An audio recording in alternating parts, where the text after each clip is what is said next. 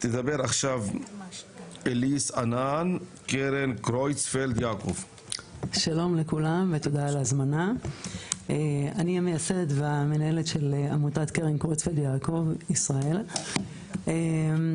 קרויצפלד יעקב זאת מחלת ניוון מוח קטלנית במספר חודשים, חודשיים שלושה לרוב האנשים, ובעצם גורמת למוות ודאי. היא נדירה מאוד בעולם, 1 למיליון באופן הספורדי שלה, ובאופן הגנטי 1 ל10 מיליון, כשבארץ יש 50 חולים בערך בשנה. רובם גנטיים. זה יותר בהרבה מ1 למיליון. רובם גנטיים. זה יותר בהרבה מאחד. בהרבה, פי 50 באופן הרגיל, אבל הרבה יותר לא אשכנזים, צפון לוב. היא שכיחה בקהילת לוב ותוניס, אבל לא רק. אני חייבת לציין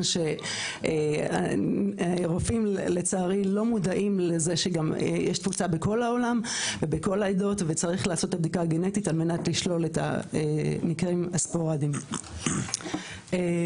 היא פורצת החל מגילאי 30, ובעצם המשפחות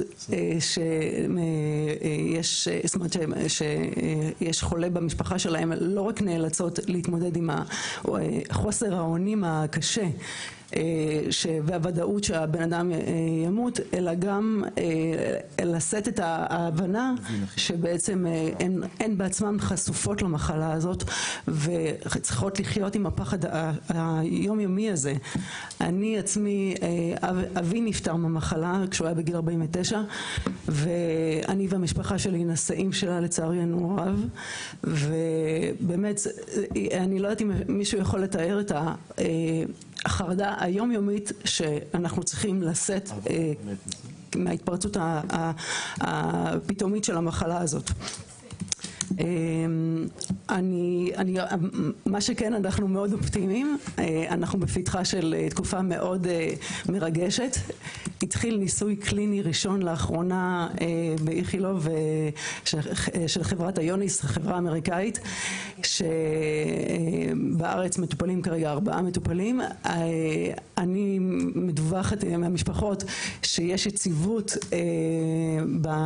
במקרים שקיבלו את הטיפול הזה, וזה מאוד מרגש, כי היציבות זה דבר מאוד מאוד חריג ולא שגרתי במחלה.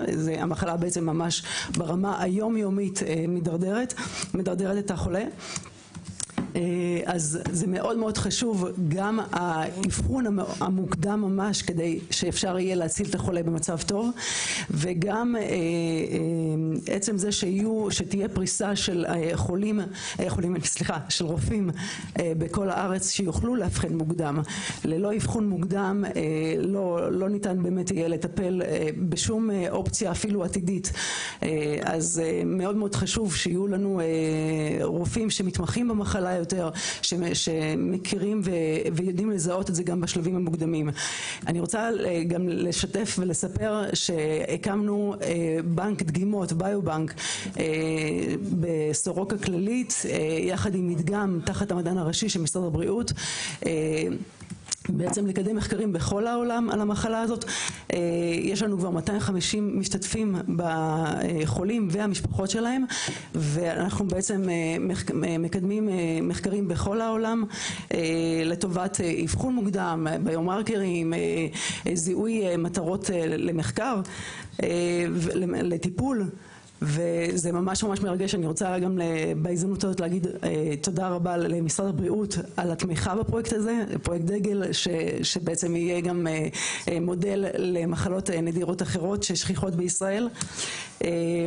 זהו, ואני מאוד רוצה לקוות שאפשר יהיה באמת, אני אציין גם הייתה לי שיחה אתמול עם נציג החברה היוניס שעושה את הניסוי, ודיברנו כבר על הפאזה השלישית, על הפאזה של הטיפול, שבעצם על האטרקטיביות של ישראל לתת מענה לטיפול, ובעצם אנחנו צריכים עוד רופאים כדי לממש גם ניסוי קליני כזה. תודה רבה לך. תודה רבה. ממש.